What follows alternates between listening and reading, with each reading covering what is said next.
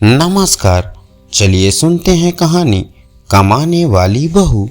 माँ, तू हमारे साथ मुंबई चल। बाबूजी थे तब बात अलग थी, अब गांव में अकेले कैसे रहोगी? बेटा सुबोध ने कहा। मैं सोच में पड़ गई। दिल का दौरा आने से पति की अचानक मृत्यु हो गई थी। मैंने खुद को समझाने की बहुत कोशिश की, लेकिन 13वीं के बाद सब लोग चले गए। बेटा सुबोध और बहू शेफाली दोनों इंजीनियर थे। एक सहेली ने कहा कि कमाने वाली बहू को वृद्ध माँ की कोई चिंता नहीं होती। वो तुम्हें परेशान कर सकती है और तुम्हारा जीवन मुश्किल बना सकती है। जिंदा रहते हुए बाबूजी ने अपनी सारी प्रॉपर्टी बेटे के नाम कर दी थी, जिससे बेटा और बहू मकान बेच सकते हैं और पैसे भी ले सकते हैं। 65 साल की उम्र में घुटनों के दर्द की वजह से राशन की दुकान चलाना भी मुश्किल हो रहा था। 13वीं का पूरा खर्च बेटे ने उठाया, लेकिन छोटे मोटे खर्चों के लिए हाथ फैलाना पसंद नहीं था।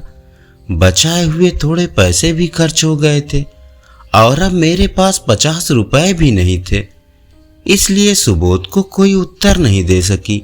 इतने में शेफाली ने कहा, माँ, कौन सी साड़ी रखनी है? मैं आपका बैग पैक कर रही हूँ। शेफाली की बात सुनकर मैंने चुपचाप उनके साथ मुंबई जाने का निर्णय ले लिया। मुंबई में सुबोध और शेफाली ने मेरा बहुत ख्याल रखा। हम सब मिलकर खाना खाते थे और बाहर घूमने जाते थे। शेफाली और सुबोध ने मुझे खुश रखने का पूरा प्रयास किया। मैंने महसूस किया कि आजकल लोग बेवजह कह देते हैं कि लड़के और लड़कियां वृद्ध माता पिता की देखभाल नहीं करते, खासकर अगर बहू कमाने वाली हो तो। लेकिन मैंने देखा कि हर बहू एक जैसी नहीं होती। एक दिन हम सब मॉल में गए। वहां घूमते समय सुबोध और शेफाली एक दुकान पर कुछ खरीदने के लिए रुके। मैं और आर्यन थोड़ा आगे आ गए।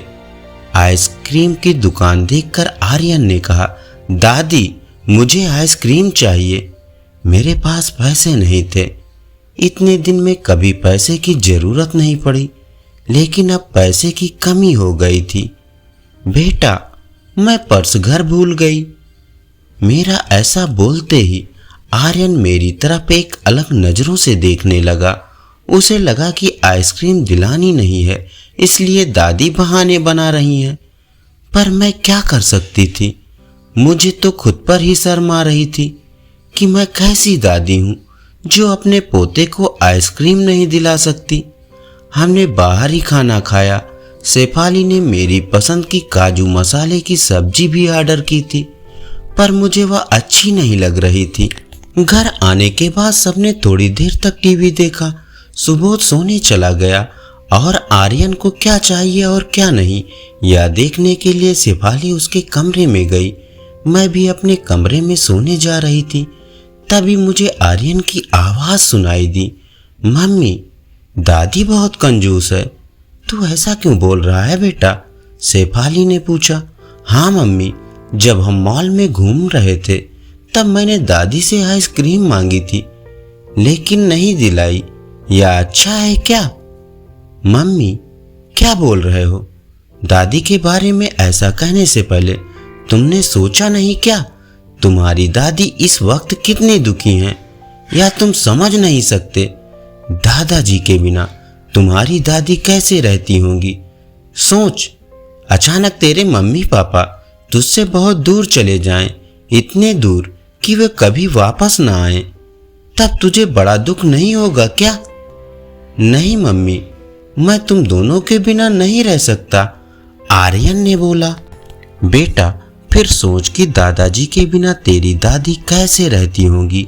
ऐसी स्थिति में हो सकता है कि वे अपना पर्स घर भूल गई होंगी। तूने उन्हें कंजूस कहा, उनका प्यार तुझे दिखाई नहीं दिया क्या? जब भी तुझे स्कूल से आने में 5 या 10 मिनट भी देर हो जाती है, तब वे बरामदे में खड़ी रहकर तेरा इंतजार करती हैं। उनके घुटने दर्द करते हैं। फिर भी बेटा, किसी के बारे में राय बढ़ाने से पहले उसके दृष्टिकोण से सोचना चाहिए। ये बातें सुनकर मुझे मेरी बहू पर बहुत गर्व हुआ। अगर मैं उसकी जगह होती तो कभी भी अपने बेटे को इतने अच्छे से समझा नहीं पाती। अगले दिन सुबह सुबह सुबोध ऑफिस गया और आर्यन स्कूल। शेफाली भी ऑफिस जाने लगी। जाते जाते उसने मेरे हाथ में कुछ पैसे देने की कोशिश की। ये क्या बेटा, मुझे पैसे की क्या जरूरत है? मैंने कहा, माँ, किसे कब पैसों की जरूरत पड़ जाए कह नहीं सकते। आप मंदिर जाती हैं, कभी दान पेटी में डाल देना। कभी आर्यन कोई चीज के लिए जिद करे तो आप उसे वह चीज दिला देना। पर बेटा, समझा करो, मैं नहीं ले सकती। माँ जी, अगर यही पैसे सुबोध ने आपको दिए होते तो क्या आपने मना किया होता? नहीं ना। तो आपकी बहू भी कमाती है, तो आप अपनी बहू से पैसे क्यों नहीं ले सकती? शेफाली की बात सुनकर मेरी आंखों में आंसू आ गए। जो मेरा बेटा नहीं समझा सका वो मेरी बहू ने समझा दिया। मेरी बहू जैसी बहू सबको मिले। मैंने भगवान से प्रार्थना की कि ऐसी बहू मुझे हर जन्म में मिले। लोग बिना किसी कारण नौकरी करने वाली बहू का दुर्व्यवहार देखकर सब नौकरी वाली बहुओं को दोष देते हैं। कुछ शेफाली जैसी समझदार और बड़ों का आदर करने वाली होती है। धन्यवाद। चलिए सुनते हैं कहानी नाई की चिंता। पुराने समय की बात है। एक सम्राट था। उसका एक नाई था जो रोज उसकी मालिश और हजामत किया करता था। सम्राट रोज उसके लिए उसे 1 रुपया दिया करता था। ये सस्ते जमाने की बात है। उस समय 1 रुपया भी बहुत हुआ करता था। इस 1 रुपये से वो रोज खूब खाता पीता और मित्रों को खूब खिलाता पिलाता था। वो हमेशा प्रसन्न, बड़ा आनंदित, बड़ा मस्त रहता था। सम्राट उसकी खुशी देखकर बड़ा हैरान हुआ करता था। नौकर रात में जब सोता था तो उसके पास एक भी पैसा नहीं बचता था और वह निश्चिंत होकर सोता था। हर सुबह मालिश करके उसे 1 रुपया फिर मिल जाता था। इस तरह वो अपनी इस जिंदगी से बहुत खुश था।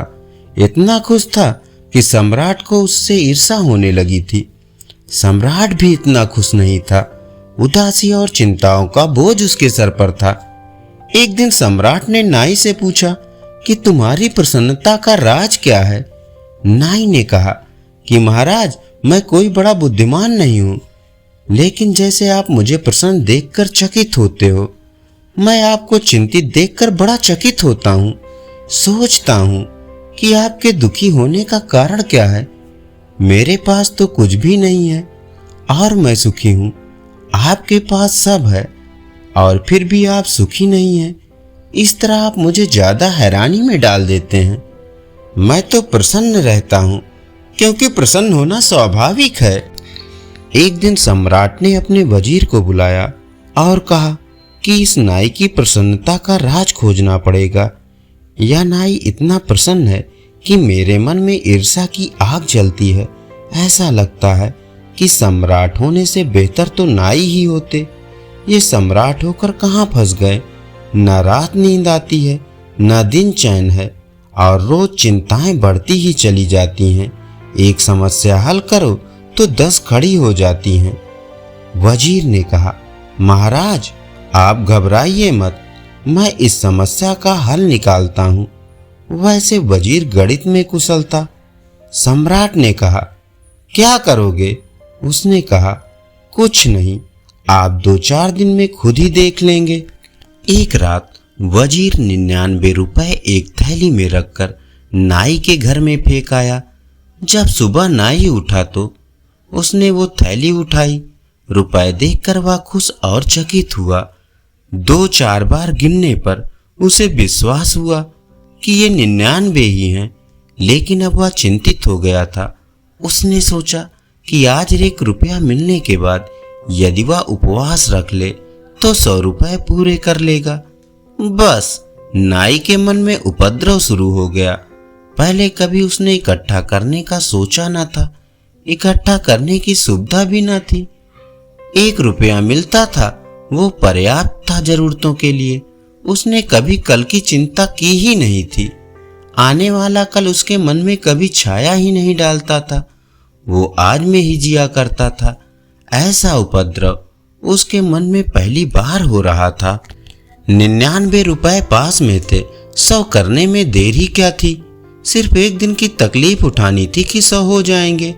नाई ने उस दिन उपवास रख लिया, लेकिन जब वह सम्राट के पैर दबाने आया तो मस्ती उसके चेहरे पर नहीं थी। उदास था, चिंता में पड़ा था, कोई गणित उसके दिमाग में चल रही थी। सम्राट ने पूछा, आज बड़े चिंतित मालूम होते हो, मामला क्या है? सम्राट को वजीर की चाल के बारे में पता नहीं था। उसने कहा, नहीं हुजूर, कुछ भी नहीं, सब ठीक है। मगर आज बात में वह सुगंध न थी जो सदा होती थी। सब ठीक है भी ऐसे कह रहा था जैसे सभी कहते हैं सब ठीक है। जब पहले कहता था तो लगता भी था, आज बस औपचारिक तरीके से कह रहा था। सम्राट ने कहा, नहीं, मैं न मानूंगा। तुम उदास दिखते हो, तुम्हारी आंख में रौनक नहीं। तुम रात ठीक से सोए या नहीं? नाई ने झूठ बोलते हुए कहा कि अब आप पूछते हैं तो बता ही देता हूं। मैं रात को ठीक से सो नहीं पाया, लेकिन सब ठीक हो जाएगा। एक दिन की बात है, आप घबराइए मत। लेकिन वह चिंता उसकी रोज बढ़ती गई। 100 पूरे हो गए तो वो सोचने लगा कि अब 100 तो हो ही गए हैं, क्यों ना धीरे धीरे इसे 200 किया जाए। अब एक एक कदम उठने लगा। वह 15 दिन में बिल्कुल ही ढीला ढाला हो गया। उसकी सब खुशी चली गई। सम्राट ने कहा, अब तुम सच बता ही दो, मामला क्या है? मेरे वजीर ने कुछ किया क्या? तब वो चौंका। नाई बोला, क्या मतलब, आपका वजीर?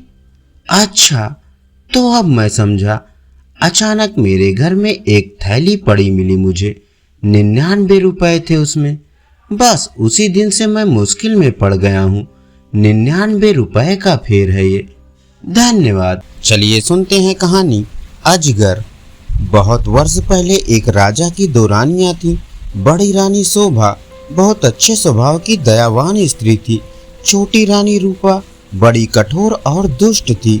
बड़ी रानी शोभा के एक पुत्री थी, नाम था देवी। रानी रूपा के भी एक बेटी थी, नाम था तारा। रानी रूपा बड़ी चालाक और महत्वाकांक्षी स्त्री थी। वो चाहती थी कि राज्य की सत्ता उसके हाथ में रहे। राजा भी उससे दबा हुआ था। रानी रूपा बड़ी रानी और उसकी बेटी से नफरत करती थी। एक दिन उसने राजा से कह दिया कि रानी शोभा और देवी को राजमहल से बाहर निकाल दिया जाए। राजा रानी रूपा की नाराजगी से डरता था। उसे लगा कि उसे वही करना पड़ेगा जो रूपा चाहती है। उसने बड़ी रानी और उसकी बेटी को राजमहल के बाहर एक छोटे से घर में रहने के लिए भेज दिया। लेकिन रानी रूपा की घृणा इससे भी ना कम हुई। उसने देवी को आज्ञा दी कि वह प्रतिदिन राजा की गायों को जंगल में चराने के लिए जाया करे। रानी शोभा यह अच्छी तरह जानती थी कि यदि देवी गायों को चराने के लिए गई तो रानी रूपा उन्हें किसी और परेशानी में डाल देगी। इसलिए उसने अपनी लड़की से कहा कि वह रोज सुबह गायों को जंगल में चराने के लिए ले जाया करे और शाम के समय उन्हें वापस लाया करे। देवी को अपनी माँ का कहना तो मानना ही था, इसलिए वह रोज सुबह गायों को जंगल में ले जाती। एक शाम जब वह जंगल से घर लौट रही थी तो उसे अपने पीछे एक धीमी सी आवाज सुनाई दी, देवी, देवी, क्या तुम मुझसे विवाह करोगी? देवी डर गई। जितनी जल्दी हो सका उसने गायों को घर की ओर हाँका। दूसरे दिन भी जब वह घर लौट रही थी तो उसने वही आवाज पुनः सुनी। वही प्रश्न उससे फिर पूछा गया। रात को देवी ने अपनी माँ को उस आवाज के बारे में कहा। माँ सारी रात इस बात पर विचार करती रही। सुबह तक उसने निश्चय कर लिया कि क्या किया जाना चाहिए। सुनो बेटी, वो अपनी लड़की से बोली, मैं बता रही हूँ कि यदि आज शाम के समय भी तुम्हें वही आवाज सुनाई दे तो तुम्हें क्या करना होगा? बताइए माँ, देवी ने उत्तर दिया। तुम उस आवाज को उत्तर देना। रानी शोभा ने कहा, कल सुबह तुम मेरे घर आ जाओ, फिर मैं तुमसे विवाह कर लूंगी। लेकिन माँ, देवी बोली, हम उसे जानते तक नहीं। मेरी प्यारी देवी, माँ ने दुखी होकर कहा, जिस स्थिति में हम जीवित हैं उससे ज्यादा बुरा और क्या हो सकता है।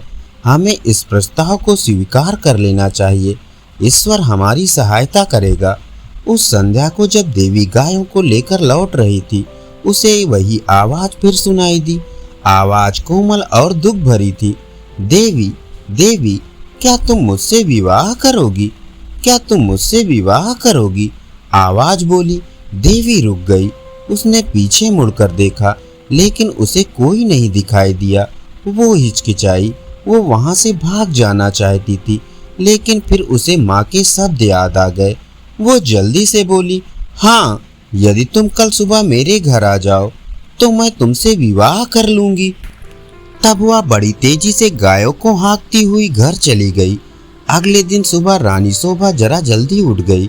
उसने जाकर बाहर का दरवाजा खोला, देखने के लिए कि कोई प्रतीक्षा तो नहीं कर रहा है। वहां कोई न था। अचानक उसे एक धक्का सा लगा और वह स्तब्ध रह गई। एक बड़ा अजगर कुंडली मारे सीढ़ियों पर बैठा था। रानी शोभा सहायता के लिए चिल्लाई। देवी और नौकर भागे भागे आए कि क्या बात है। तभी एक आश्चर्यजनक बात हुई।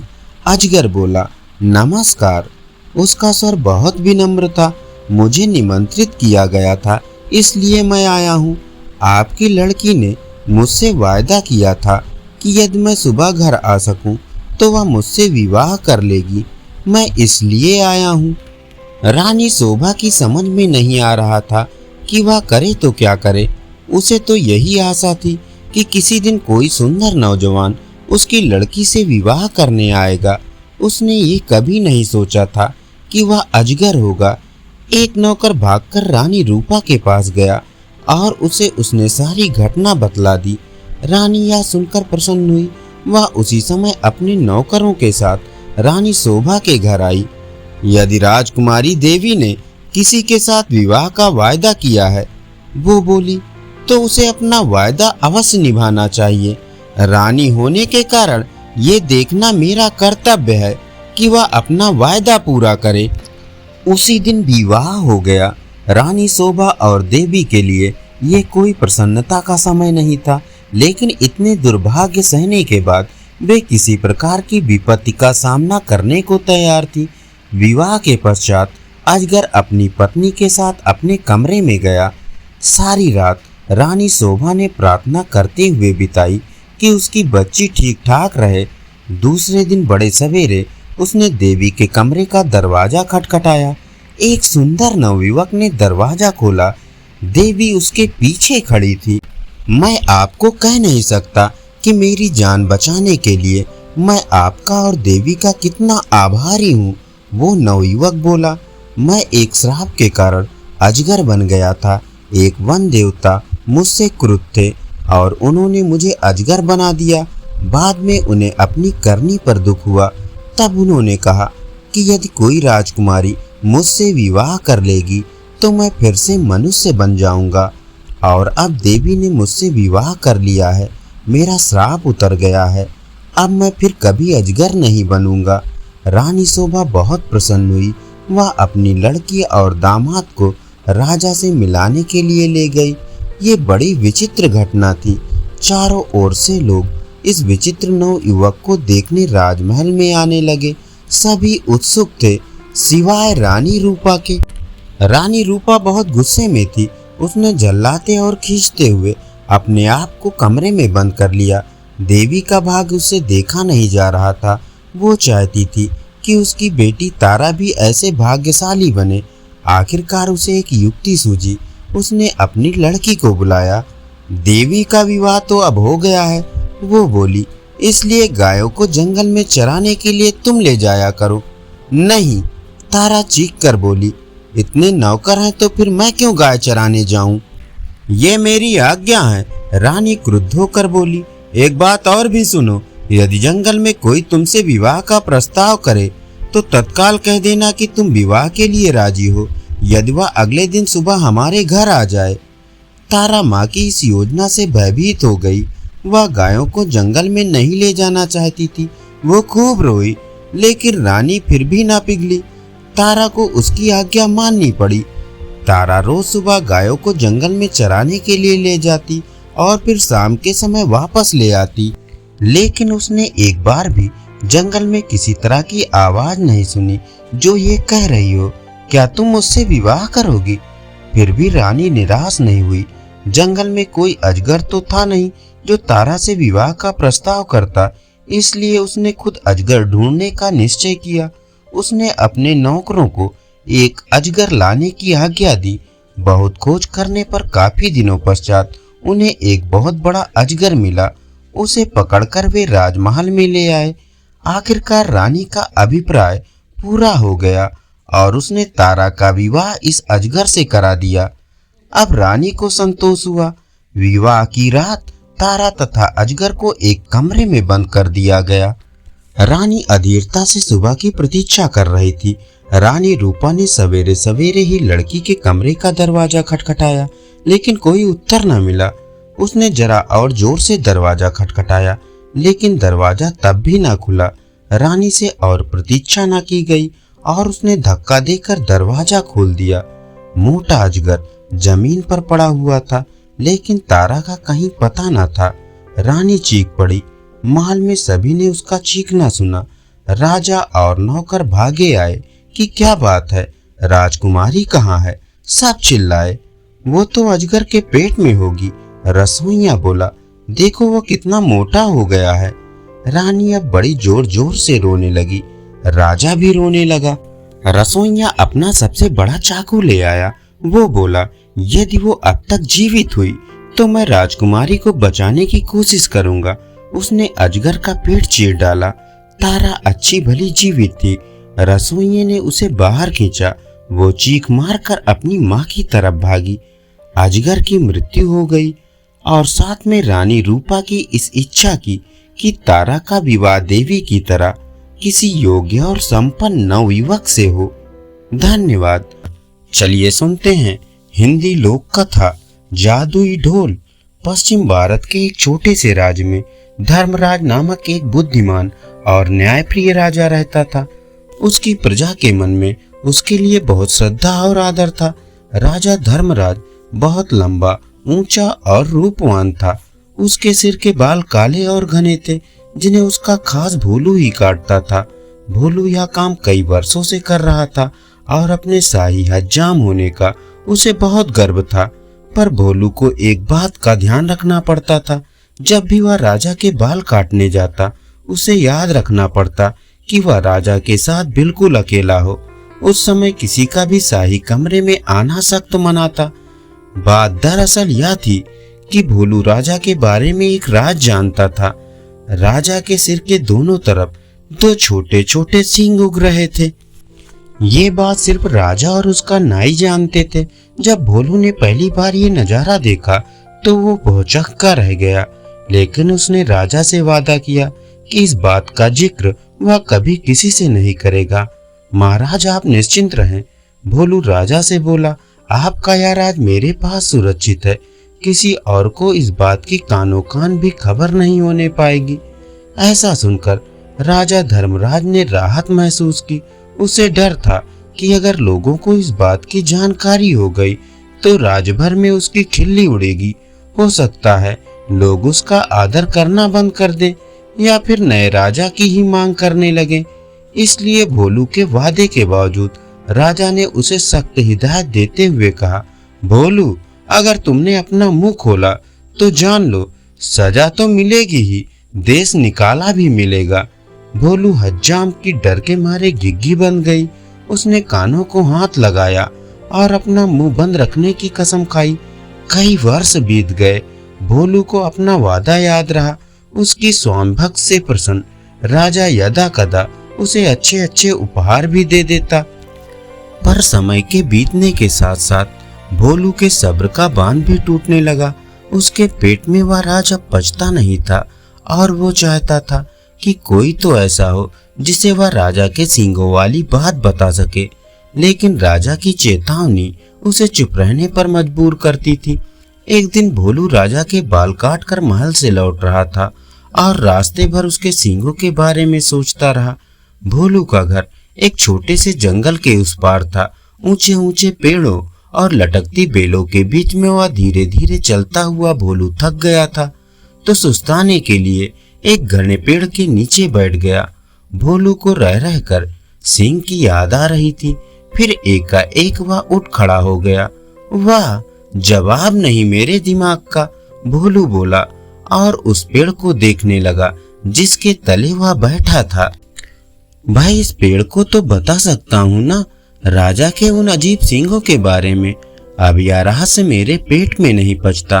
पेड़ तो बोल सकता नहीं और इस तरह किसी और को यह बात पता चलने का डर भी नहीं है। पेड़ के पास ये भेद हमेशा भेद रहेगा और मैं भी इस बोझ से मुक्त हो जाऊंगा। भोलू ने ऐसा निश्चय किया और जोर से बोला, हे पेड़, आज मैं तुम्हें एक भेद बताने वाला हूँ। हमारे राजा धर्मराज के सिर पर 2 सींग हैं। हाँ हाँ, उसके 2 सींग है। इतना कहकर हज्जाम बेतहासा हंसने लगा और हंसता ही गया। हा हा हा हा हो।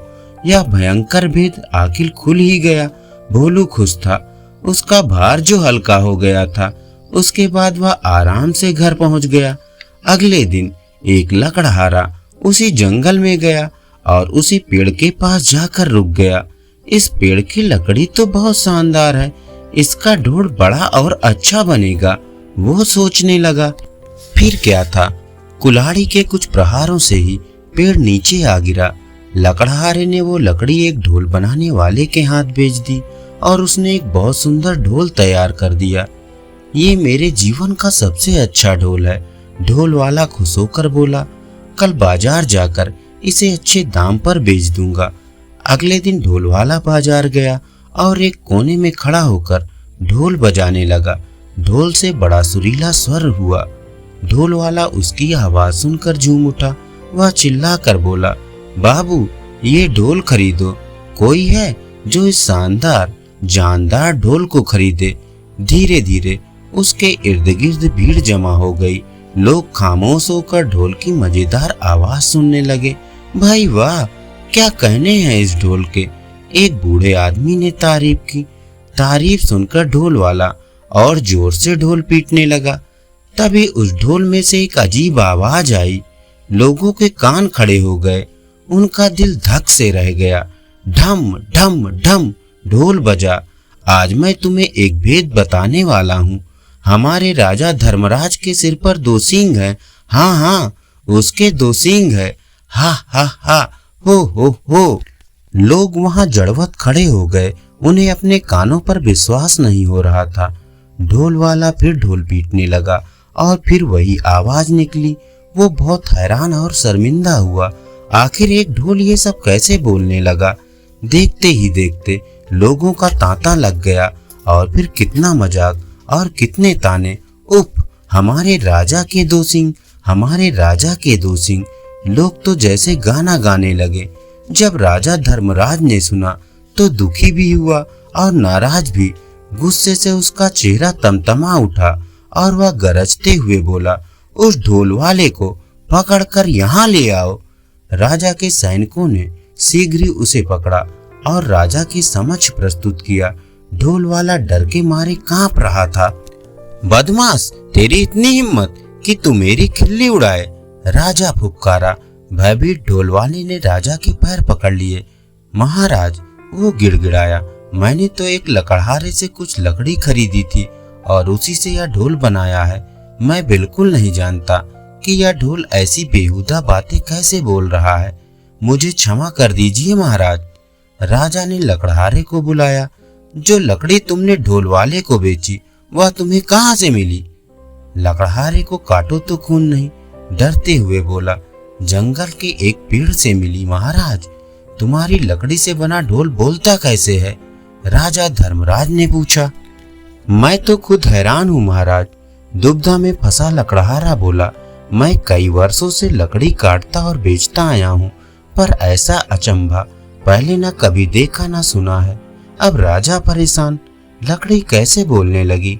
राजा और उसके दरबारी निरुत्तर थे, पर राजा धर्मराज ने भी ठान लिया कि इस घर के भेदी का पता लगाकर ही छोड़ेगा। वो सोचने लगा, उसके अलावा सिर्फ एक ही व्यक्ति ये भेद जानता था और वो था भोलू नाई। पर भोलू तो इतना निष्ठावान है कि इतने सालों बाद भी उसने अपना मुंह का ताला नहीं खोला। नहीं नहीं, भोलू ऐसा नहीं कर सकता। फिर भी उसने एक बार भोलू को बुलावा भेजा। भोलू को जल्दी से हमारे सामने पेश करो, वो अपने सैनिकों से बोला। भोलू नाई आया, ऊपर से नीचे तक थरथराता हुआ। भोलू, एक तुम ही हो जिसे मेरा भेद पता था। तुमने और किसे बताया? सच उगल दो वरना सजा पाओगे। मामा राज, डर से भोलू हकलाने लगा। आप तो जानते ही हैं मैंने कितने वर्षों से अपना मुंह बंद रखा, पर मेरे लिए यह बात छुपानी मुश्किल हो रही थी। मैं चाहता था कि कोई तो हो जिसे मैं ये राज बता सकूं। बोलते बोलते भोलू रुक गया और सिर झुकाकर खड़ा रहा। बोलते रहो, फिर क्या हुआ? राजा धर्मराज रुखाई से बोला। भोलू धीरे धीरे फिर बोलने लगा। एक दिन जब मैं जंगल के रास्ते से लौट रहा था, मैं आराम करने एक पेड़ के नीचे बैठ गया। बस आपके बाल तब काट कर ही आ रहा था और उन सींगों के बारे में सोच रहा था। काश मैं उनके बारे में किसी से बात कर पाता, आखिर मैं भी इंसान हूँ। तभी मेरे दिमाग में एक बात आई और मैं पेड़ को यह राज बताकर हल्का हो गया। सोचा कि पेड़ को बताने से क्या नुकसान, क्या मालूम था कि इसकी लकड़ी ही बोल पड़ेगी। अब समझा, बुद्धिमान राजा ने पहेली बूझ ली। वो पेड़ जादुई था, सुन बोल सकता था, इसलिए उसकी लकड़ी से बने ढोल को जैसे ही पीटा गया वह बोलने लगा। और जो कुछ तुमने मेरे सींगों के बारे में कहा वही शब्द वह दोबारा दोहराने लगा। जादुई ढोल की उलझन सुलझाने के बाद राजा ने भोलू नाई की तरफ देखा। भोलू शर्म से सिर झुकाए खड़ा था। लकड़हारा और ढोल वाला भी सजा का आदेश सुनने के लिए खड़े थे। राजा धर्मराज बुद्धिमान ही नहीं, न्यायप्रिय भी था। उसने तीनों को क्षमा कर दिया क्योंकि वह जानता था कि ढोल के जादुई होने में उनका कोई दोष नहीं था। राजा मुड़ा और उनसे बोला, मैं तुम सबको माफ करता हूँ, तुम तीनों लोग जा सकते हो। तीनों को अपने क्षमादान पर विश्वास नहीं हुआ। राजा को नमन करते हुए वे बोले, राजन आप महान हैं, आपकी इस कृपा के लिए सत सत धन्यवाद। चलिए सुनते हैं कहानी जंगल का भूत। एक गांव में लोकेश अपने पिता के साथ रहता था। उसकी माँ का स्वर्गवास हो चुका था। लोकेश के पिता रामेश्वर उसे पढ़ा लिखा कर बड़ा आदमी बनाना चाहते थे। यही उसकी माँ का भी सपना था, जिसे पूरा करने की कोशिश दोनों बाप बेटे जी जान से करते थे। लोकेश का स्कूल बहुत दूर था, बीच में जंगल पड़ता था। वह सुबह जल्दी घर से निकलता था और जंगल के रास्ते स्कूल जाता था। एक दिन वह स्कूल से वापस आ रहा था। सुनसान जंगल में उसे कुछ आवाज सुनाई दी। वो डर गया लेकिन हिम्मत करके आगे चलता रहा। भूत बोला, लड़के कहाँ जा रहा है? लोकेश डरते डरते, तुम कौन हो? भूत, मैं इस जंगल का भूत हूँ, बहुत दिन से तुझे देख रहा हूँ। तुझे डर नहीं लगता? गांव वाले मेरे डर से इस जंगल में नहीं आते। लोकेश, डर तो लगता है लेकिन स्कूल जाने का यही एक रास्ता है। दूसरे रास्ते से नदी पार करके जाना पड़ता है और नाव वाले को देने के लिए मेरे पास पैसे नहीं है। भूत बोला, खबरदार, जो कल से इस रास्ते से आया मैं तुझे खा जाऊंगा। लोकेश, लेकिन मुझे मारकर तुम्हें क्या मिलेगा? भूत, इस जंगल में मेरे अलावा कोई और नहीं रह सकता। लोकेश, मैं कौन सा यहाँ रहने आया हूँ? मैं बस दिन में 2 बार यहाँ से गुजरता हूँ। भूत बोला, तुझे मुझसे डर नहीं लगता? लोकेश, डर तो लगता है लेकिन मैंने अपनी मरती हुई माँ से पढ़ लिख कर बड़ा आदमी बनने का वादा किया था। उसके लिए मैं कुछ भी कर सकता हूँ। भूत को उस पर तरस आ जाता है। भूत, चल ठीक है, तू यहाँ से आ जा सकता है, लेकिन ये बात किसी और को मत बताना, न किसी को अपने साथ यहाँ लाना। लोकेश बहुत खुश होता है। वह जल्दी से उस जंगल से निकलकर घर पहुंच जाता है। लोकेश अपने पिता को सब बताना चाहता था, लेकिन उसके पिता रामेश्वर जी ये बात जानकर उसे जंगल में नहीं जाने देते, इसलिए वह चुप रहता है। अगले दिन से वह डरते डरते जंगल से स्कूल आने जाने लगता है। कभी कभी उसे भूत की आवाज सुनाई देती है। भूत उससे सवाल पूछता, जैसे तेरे पिता क्या करते हैं, आज स्कूल में क्या पढ़ाया। लोकेश भूत के सवालों के जवाब देता था। धीरे धीरे उसका भूत से डर निकल जाता है। अब वह हर दिन भूत से बातें किया करता था। एक दिन लोकेश ने भूत से पूछा, तुम भूत कैसे बन गए? भूत बोला, मुझे कुछ लोगों ने मार दिया था, जब तक उनसे बदला नहीं लूंगा मैं भूत ही बना रहूंगा। लोकेश बोला, लेकिन क्यों मारा था तुम्हें? भूत, मैं फसल बेचकर पैसे लेकर गांव आ रहा था, तभी 4 लोगों ने मेरे पैसे छीन लिए और मुझे मार दिया। ये सुनकर लोकेश को बहुत दुख होता है। लोकेश बोला, तुम उनको माफ कर दो, तुम्हें मुक्ति मिल जाएगी। भूत बोला, लड़के तुझसे बात कर लेता हूँ तो तू कुछ भी बोल रहा है, चल भाग यहाँ से, नहीं तो अगली बार से जंगल में घुसने नहीं दूंगा। लोकेश बोला, हमारे मास्टर जी कहते हैं कोई तुम्हारे साथ बुरा करे और तुम भी बदला लेने के लिए उसके साथ बुरा करो तो तुम्हारे में और उसमें क्या फर्क रह जाएगा। मेरी बात मानो, उन्हें माफ कर दो और सब भूल जाओ। भूत कुछ नहीं बोलता और वहां से चला जाता है। कुछ ही दिनों में लोकेश की परीक्षा आने वाली होती है। लोकेश की परीक्षा से पहले कुछ दिन की छुट्टी पड़ जाती है। वह घर पर ही रहकर पढ़ाई कर रहा था। उसके पिता खेत पर गए हुए थे, तभी उसे भूत की आवाज सुनाई देती है। लोकेश बोला, अरे तुम यहाँ कैसे? भूत बोला, तुम इतने दिन से नहीं आए, मैंने सोचा कहीं तुम बीमार तो नहीं पड़ गए। लोकेश बोला, नहीं, वो तो मेरी परीक्षा आने वाली है, इसलिए स्कूल की छुट्टी पड़ गई है। भूत बोला, तुम जंगल में बैठकर भी तो पढ़ सकते हो, रोज रोज वहीं आ जाया करो, मेरा मन नहीं लगता। लोकेश भूत की बात मानकर उसके पीछे पीछे जंगल चल देता है। वहाँ एक पेड़ के नीचे बैठकर पढ़ने लगता है। भूत बोला, अगर तुम चाहो तो मैं तुम्हें नकल करा सकता हूँ, मैं तुम्हारे सामने कॉपी लेकर आ जाऊंगा, मुझे और कॉपी को केवल तुम ही देख पाओगे, तुम देखकर पेपर दे देना।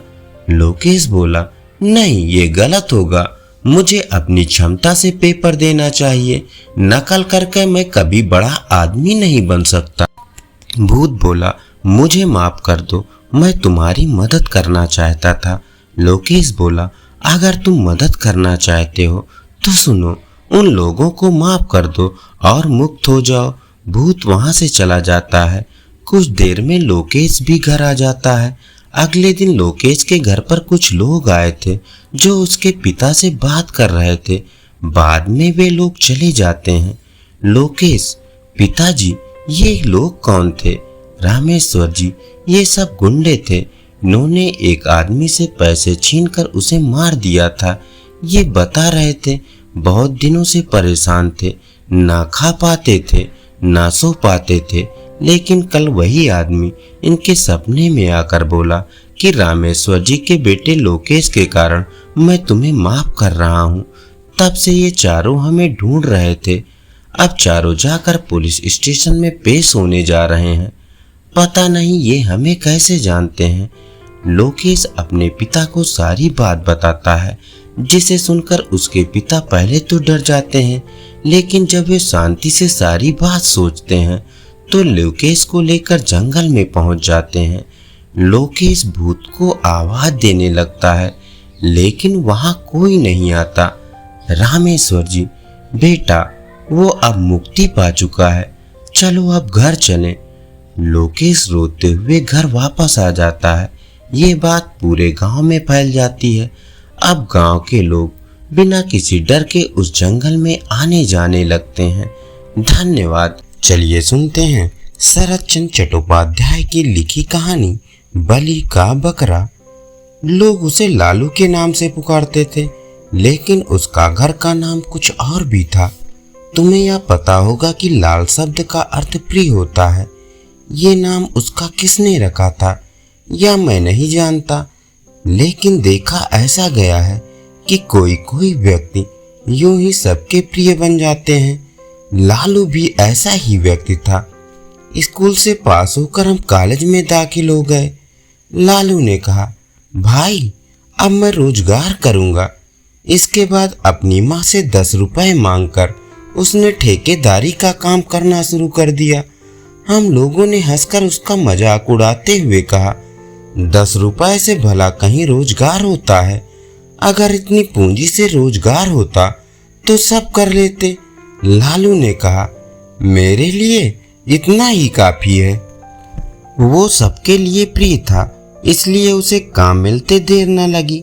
कॉलेज से लौटते वक्त रोजाना हम उसे रास्ते में सिर पर छाता लगाए हुए कुछ मजदूरों के बीच अपने काम में संलग्न पाते थे। हम लोगों को देखते ही चिढ़ाते हुए वो कह उठता था, अरे जल्दी जल्दी कदम बढ़ाकर जाओ वरना परसेंटेज में कमी आ जाएगी। गांव की पाठशाला में जब हम एक साथ पढ़ते थे तभी से वह मिस्त्री का काम करने में चतुर था। उसके बस्ते में एक नहनी, एक छुरी, एक छोटी हथौड़ी, एक घोड़े की नाल और एक छेनी हर वक्त रखी रहती थी। इन चीजों का संग्रह उसने कब और कैसे किया ये मैं नहीं जानता, लेकिन ऐसा कोई कार्य नहीं बचा था जिसे वह इन सामग्रियों से ना कर सके। स्कूल के सभी साथियों का छाता मरम्मत, स्लेट का फ्रेम ठीक करना, खेल कूद के समय पैजामा या कमीज को सी देना, इसी तरह वह बहुत से काम किया करता था। किसी भी कार्य के लिए इनकार उसने कभी नहीं किया। इसके अतिरिक्त भी नाना प्रकार की चीजें बनाया करता था। एक बार छठ के मेले के समय 2 आने का रंगीन कागज और मिट्टी के प्याले खरीदकर न जाने क्या क्या बनाकर उसने गंगा किनारे बैठकर उन खिलौनों को 2.5 रुपए में बेच दिया था। उस मुनाफे की रकम में से उसने हम लोगों को चिनिया बादाम खिलाया था। इसी तरह दिन गुजरते गए और हम क्रमशः बड़े होते गए। जिम्नास्टिक खेल लालू सबसे अधिक तेज खेलता था। उसके बदन में जैसे ताकत थी वैसा ही साहस था। डरने का नाम उसने कभी नहीं सुना था। कोई भी आकर बुलाए उसके यहाँ चला जाता था। प्रत्येक की विपदा के समय सबसे पहले वो जाकर हाजिर होता था। अगर उसमें कोई ऐप था तो एक यही था कि मौका पाने पर डराया करता था, चाहे कोई भी क्यों ना हो। बच्चा बूढ़ा उसके लिए सब बराबर थे। हम तो समझ ही नहीं पाते थे, लेकिन वह न जाने कैसे ऐसे विचित्र उपायों को खोज डालता था। आज उसकी एक कहानी सुना ही दूं। पड़ोस के मनोहर चटर्जी के यहाँ काली की पूजा हो रही थी। ठीक अर्धरात्र के समय बकरा बलिदान होना था, लेकिन बल देने वाले लोहार का कहीं भी पता नहीं था। देर होते देख कई व्यक्ति उसके यहाँ गए तो देखा लोहार के पेट में काफी दर्द है और आने में बिल्कुल असमर्थ है। लौट कर आकर लोगों ने खबर दी। खबर पाते ही सबके सब सिर पर हाथ रख कर बैठ गए। इधर बिना बलिदान किए पूजा अधूरी रह जाएगी। अब इतनी रात को दूसरे आदमी की तलाश कहाँ की जाए। इस साल अब देवी पूजा ठीक ढंग से नहीं हो पाएगी। तभी किसी ने कहा, अरे भाई लालू यह काम कर सकता है। इस तरह ना जाने कितने बकरों को वह काट चुका है। इतना कहना था कि कुछ लोग लालू के घर उसे बुलाने के लिए दौड़ पड़े। लालू उस समय सो रहा था। उठकर बोला, नहीं नहीं, अरे बेटा मना मत करो, चले चलो, वरना देवी की पूजा संपन्न न होने से गांव का सत्यानाश हो जाएगा। लालू ने कहा, होने दो, बलिदान कार्य बचपन में मैंने किया था, लेकिन अब नहीं करूंगा। जो लोग बुलाने आए काफी मान मनोबल करने लगे, क्योंकि बलिदान के मुहूर्त में अब केवल 15 मिनट बाकी थे। इसके बाद बलिदान देना न देना बराबर होगा। महाकाली के प्रकोप से सर्वनाश हो जाएगा। तभी लालू के पिता ने आकर कहा, ये चारों तरफ से निराश होकर आए हैं। गांव के कल्याण के लिए तुम्हें जाना चाहिए। जाओ। इस आदेश को अस्वीकार कर दे, इतनी हिम्मत लालू में नहीं थी। फिर उसे चटर्जी साहब के यहाँ जाना पड़ा। लालू को अपने यहाँ देखकर चटर्जी महाशय प्रसन्न हो उठे। इधर बलिदान का समय नजदीक आता जा रहा था।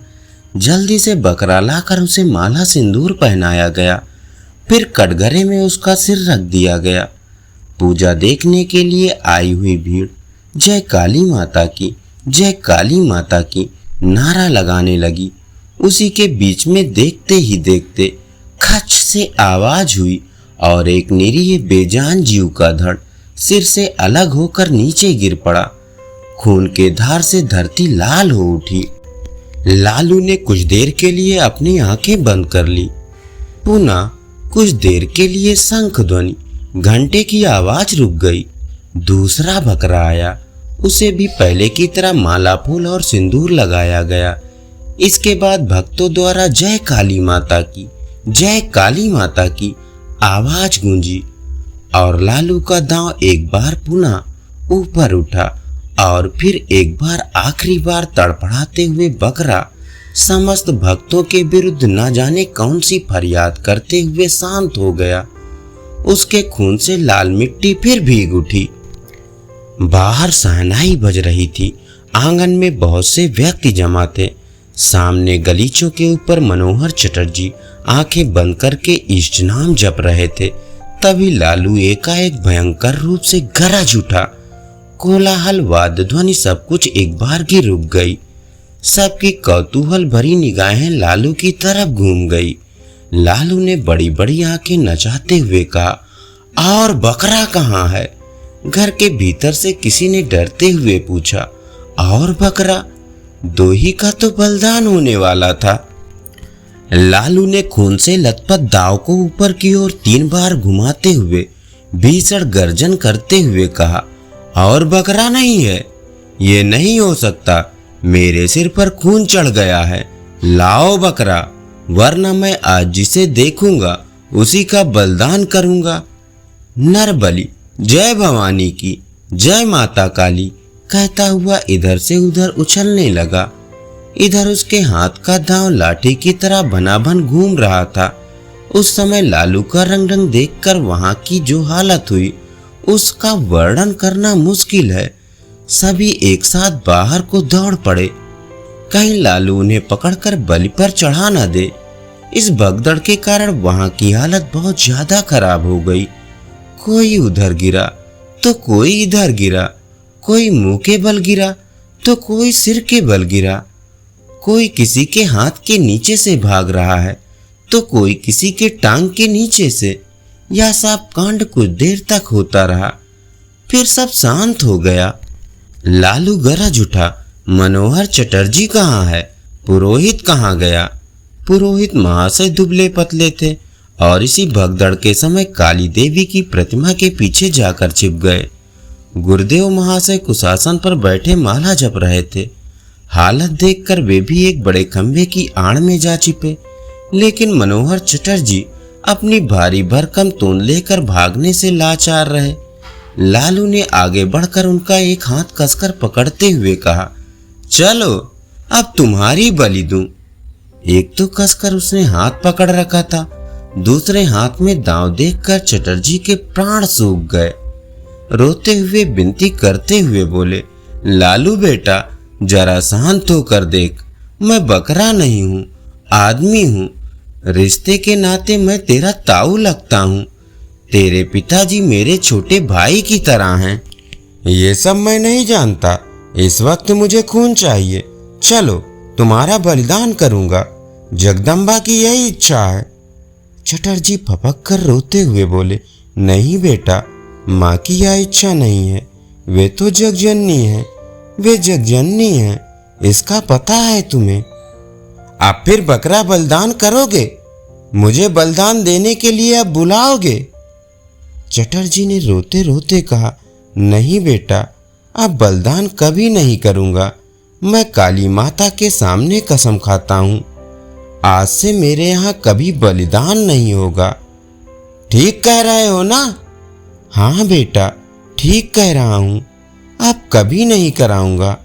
मेरा हाथ छोड़ दे बेटा, पखाने जाऊंगा। लालू ने हाथ छोड़ते हुए कहा, अच्छा जाओ, तुम्हें छोड़ दे रहा हूँ। लेकिन पुरोहित कहाँ गया और गुरुदेव कहाँ गए?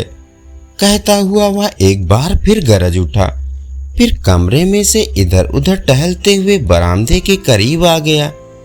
उसका भयंकर रूप देखकर खंबे की आड़ से गुरुदेव और प्रतिमा की आड़ से पुरोहित जी दोनों एक साथ खरुड़ स्वर में दो प्रकार की आवाजों में चीख उठे। दोनों का स्वर दो ढंग का ऐसा बेसुरा हो गया कि लालू अपने को संभाल नहीं पाया। हो कर हंसते हुए दाव एक और फेंक कर भाग खड़ा हुआ। तब यह किसी को समझते देर न लगी कि लालू ने यह सब ढोंग किया था। सचमुच उसके ऊपर काली माता सवार नहीं हुई थी। ये कांड लोगों को डराने के लिए उसने किया था। थोड़ी देर बाद पुनः भक्तों की भीड़ जुट गई। अभी पूजा पूरी नहीं हुई थी। थोड़ी देर में महाकलरव के साथ पूजा समारोह शुरू हो गया। मनोहर चटर्जी ने नाराज होकर कहा, कल ही कमबख्त ललुआ को 50 जूते उसके बाप से लगवाऊंगा। लेकिन उसे जूते नहीं खाने पड़े। सवेरा होने के पहले ही वह गांव से गायब हो गया। एक हफ्ते के बाद वो एक दिन शाम के समय मनोहर चटर्जी के यहाँ जाकर उसने माफी मांग आया। बाप की नाराजगी भी दूर हो गई। लेकिन इससे एक फायदा यह हुआ कि उस घटना के बाद मनोहर चटर्जी के यहाँ फिर कभी बलिदान नहीं हुआ। धन्यवाद। चलिए सुनते हैं सुभद्रा कुमारी चौहान जी की लिखी कहानी कैलाशी नानी। पता नहीं मेरी कैलाशी नानी अभी संसार में है भी कि नहीं, परंतु उनकी स्मृति इतनी ताजा है कि आज भी कैलाशी नानी वही अपनी मैली सी घुटने के ऊपर तक की धोती और फटी हुई मिर्जई पहने, बगल में रोटी और नमक की पोटली संभाले और हाथों में गायों के हाँकने का डंडा लिए न जाने कितनी बार आंखों के सामने घूमती हुई दिख जाती हैं। वो गंवार अनपढ़ स्त्री जिसे अक्षर का भी ज्ञान न था, सहजी भुला देने योग्य न थी। मेरी नानी ना होकर भी वो मेरी नानी थी। मेरे मामा के गांव में मामा के घर से हटकर उनका छोटा सा झोपड़ा था, लिपा पुता साफ। उस झोपड़े में ना तो कोई दरवाजा था जो कभी बंद हो सके और ना ही दूसरा कोई सामान। बर्तनों के नाम पर कुछ मिट्टी के ठीकरे थे और बिस्तर की जगह थोड़ा पुआल पड़ा था। यही मेरी कैलाशी नानी की गृहस्थी थी। पड़ोसी ही उनके परिवार वाले थे और गांव के बच्चे उनके परमेश्वर। हाँ, तो मेरी कैलाशी नानी उस गांव के रहने वालों के जानवर चराने ले जाया करती थी। उस गांव में करीब 40 घर थे और प्रत्येक घर से एक सेर अनाज चराई में मिल जाया करता था। कैलाशी नानी की जीविका यही थी। इसी में कैलाशी नानी का दान पुण्य हो जाया करता था और इसी अनाज को बदलकर उन्हें रोज के व्यवहार के लिए नमक मिर्च मसाला भी लेना पड़ता था। पैसे तो गांव वालों को वैसे ही बड़ी कठिनाई से देखने को मिलते हैं। इस प्रकार के जीवन बिताकर भी कैलाशी नानी दुखी न थी। वे सदा प्रसन्न और हंसती रहती थी। दूसरों की सेवा के लिए तत्पर रहती। आधी रात को भी बुला लो तो वो तुम्हारा काम कर देंगी और तुमसे किसी प्रकार की आशा ना रखेंगी। जाड़े के दिन शुरू थे। एक दिन मामा के गांव से एक आदमी संदेशा लेकर आया कि मामा ने माँ और बच्चों को बुलवाया है।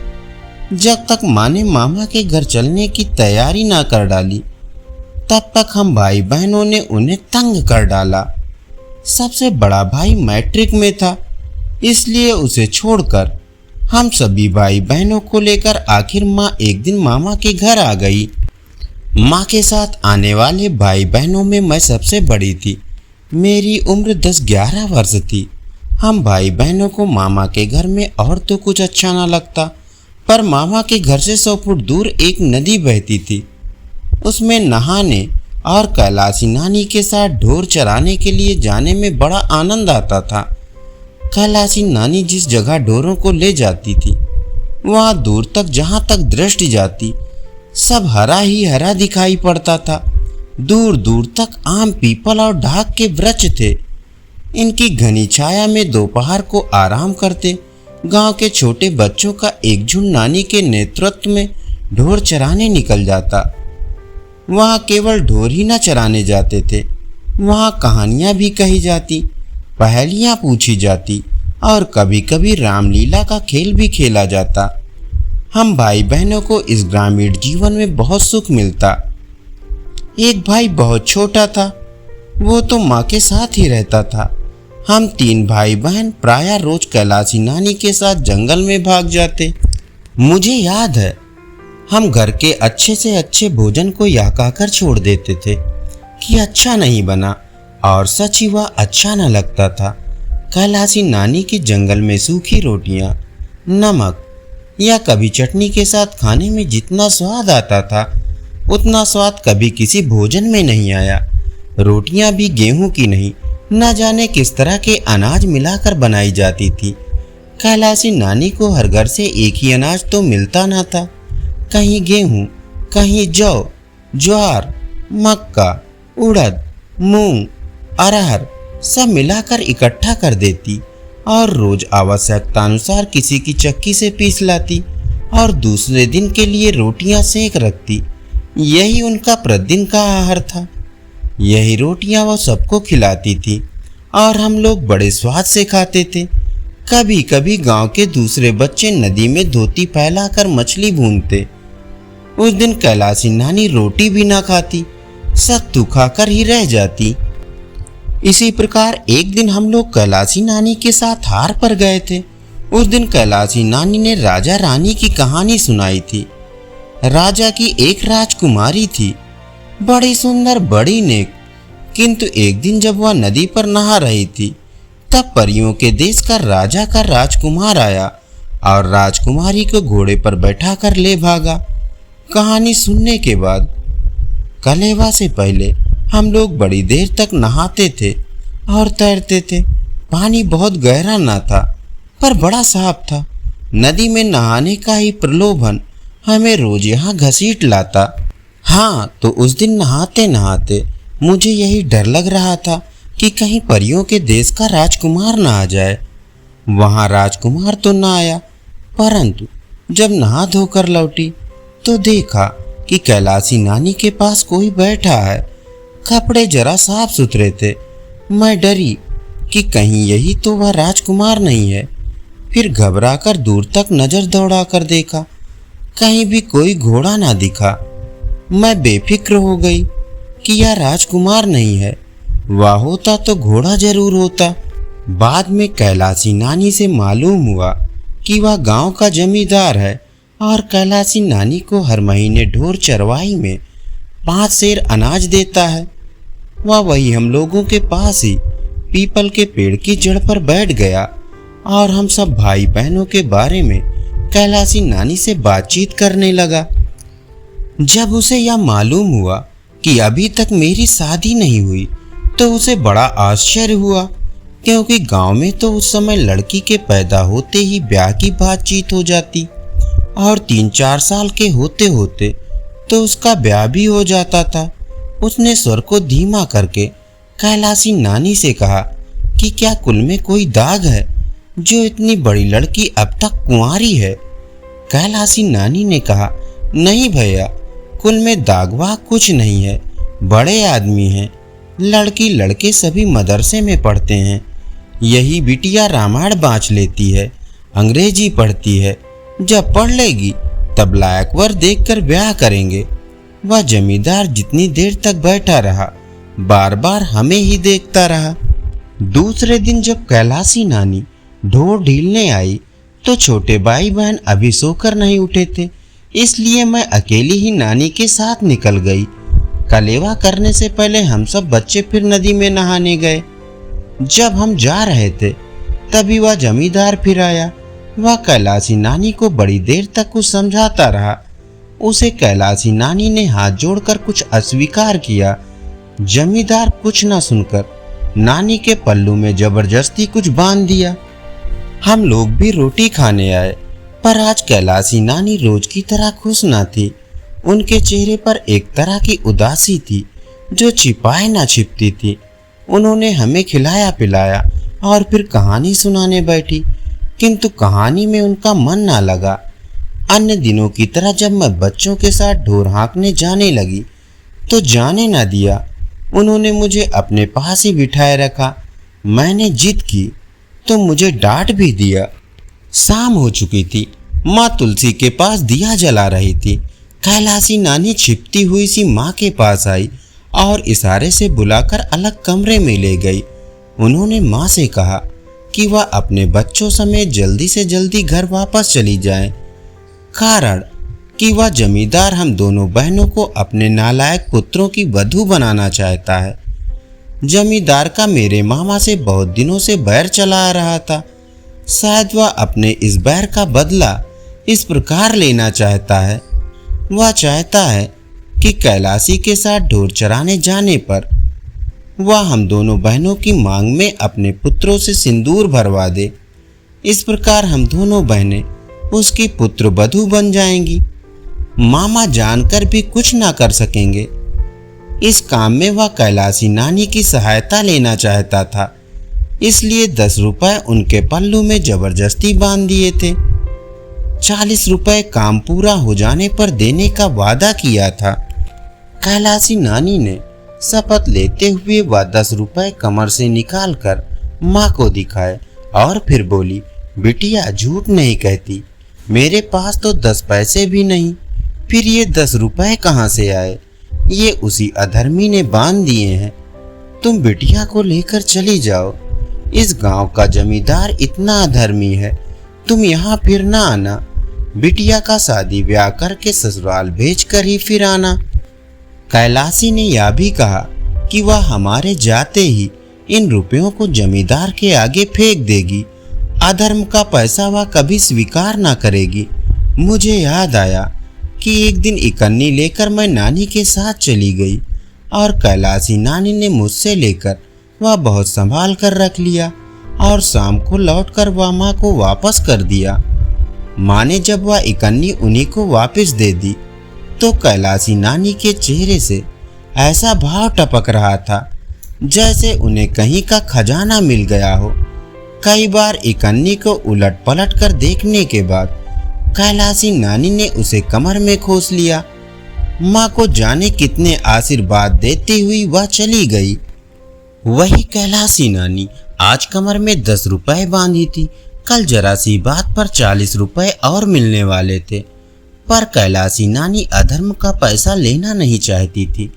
उन्होंने कहा कि अगले दिन वह हमें वहां से भेजे बिना ढोर चराने नहीं जाएंगी और जमींदार के रुपए उसके दरवाजे पर जाकर फेंक देंगी।